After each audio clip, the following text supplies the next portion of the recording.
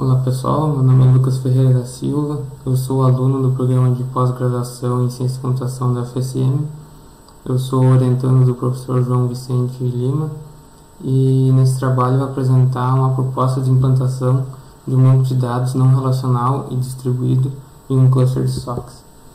Bom, atualmente a gente sabe que tem um crescente aumento no volume de dados, dados esses que são gerados por os mais diversos dispositivos, sejam por IoT, celular, computadores, enfim. E nisso surge uma demanda por ferramentas e tecnologias mais poderosas para poder lidar com esses dados massivos. Então, bancos de dados não relacionais e distribuídos têm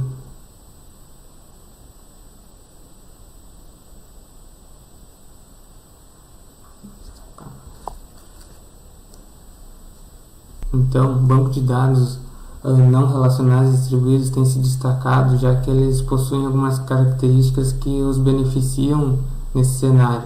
Características essas como a escalabilidade horizontal, alta disponibilidade e estruturas de armazenamento otimizadas, ou seja, os esquemas dos bancos de dados personalizadas já para lidar com esse volume massivo de dados. Um exemplo disso é armazenamento em arquivos JSON. Entretanto, o aumento desse volume de dados também faz com que haja um aumento da demanda da capacidade computacional necessária para processar esses dados. Então, os data centers são necessários que possuam infraestruturas mais robustas e também que haja um aumento do investimento, do espaço e o consumo energético desses data centers, já que para dar conta de processar essa quantidade massiva de dados é necessário comprar mais máquinas, é necessário um espaço maior e, por consequência, com mais máquinas, o consumo energético também é elevado. E esses aspectos são atualmente temas de diversas discussões, pensando em alternativas, então, para esse ambiente tradicional de processamento de dados massivos, em virtude das necessidades que os dispositivos móveis vinham tendo. No caso, como a gente sabe, a evolução dos dispositivos móveis tem demandado cada vez mais poder para processar imagem, vídeo e resoluções cada vez mais altas nas telas, e isso demanda um maior poder de processamento. E nisso foi isso que alavancou então o desenvolvimento dos SOCs e a popularização deles.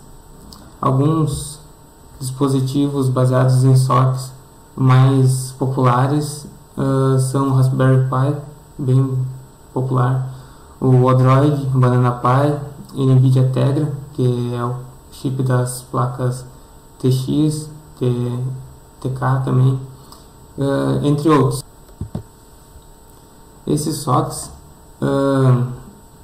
eles propiciam, dadas suas características, menores demandas de espaço, já que eles são um chip bem compacto que possui vários componentes agrupados. Esses SOCs eles propiciam, dadas suas características, menores demandas de espaço, já que eles são um chip bem compacto que possui vários componentes agrupados.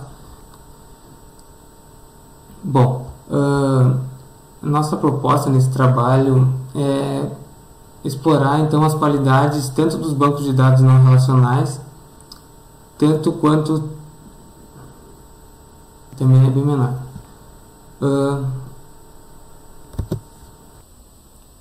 O consumo energético, já que são dispositivos pequenos, tende a ser bem menor também, e o investimento, como já é de se esperar, e nisso a gente pretende estudar a viabilidade então de unir esses dois mundos para ver se essa abordagem é viável ou não.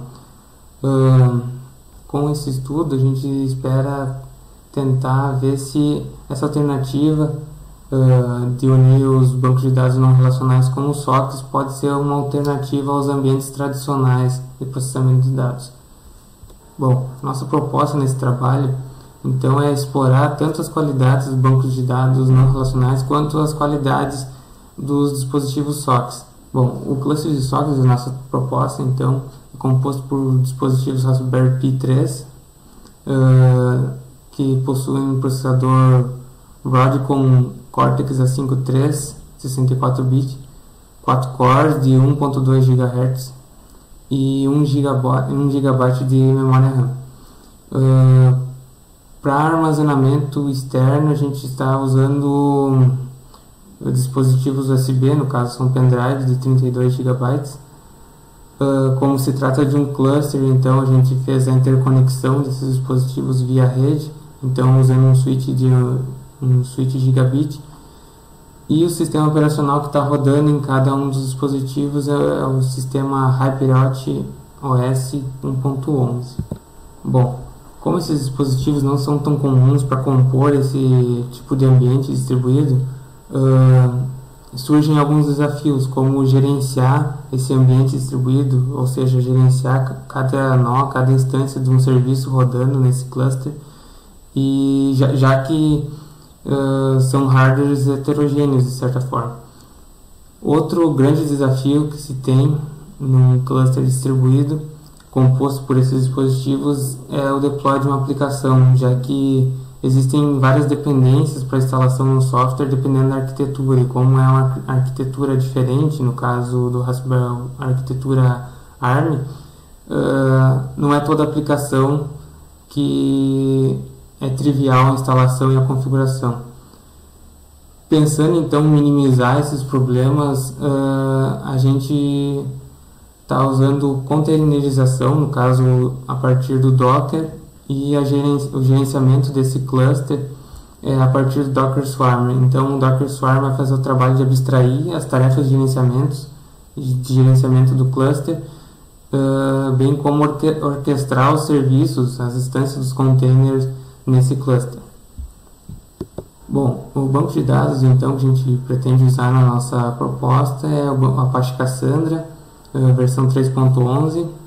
Esse banco de dados se pretende a ser um banco de dados altamente escalável e distribuído, e dos fatores que estimulou a nossa escolha foi justamente ele propor escalabilidade horizontal linear, que seria quanto maior o número de instâncias do banco de dados, maior o desempenho então desse banco de dados. Isso é um fator muito bom a ser considerado quando a gente trabalha com os sockets, já que eles são dispositivos mais baratos, então é muito mais fácil ter a composição de um cluster, que tu pode aumentar o número de nós desse cluster facilmente, já que são baratos, é fácil de comprar e adicionar mais um nó no cluster. E também um dos motivos é que, além de ser altamente escalável e distribuído, ter essa escalabilidade horizontal, ele também se propõe a ter um gerenciamento de tolerância a falhas muito bom. Bom, como resultados preliminares da nossa proposta, o ambiente já se encontra operacional. A gente fez com que funcionasse já o banco de dados rodando sobre o cluster de SOCs. Porém, para que isso fosse possível, foi necessário que algumas configurações do Cassandra fossem adaptadas. No caso, configurações como memória RAM e o número de instâncias do banco de dados por nó do cluster. Isso porque os Raspberries eles têm limitações de hardware, como já se é de esperar.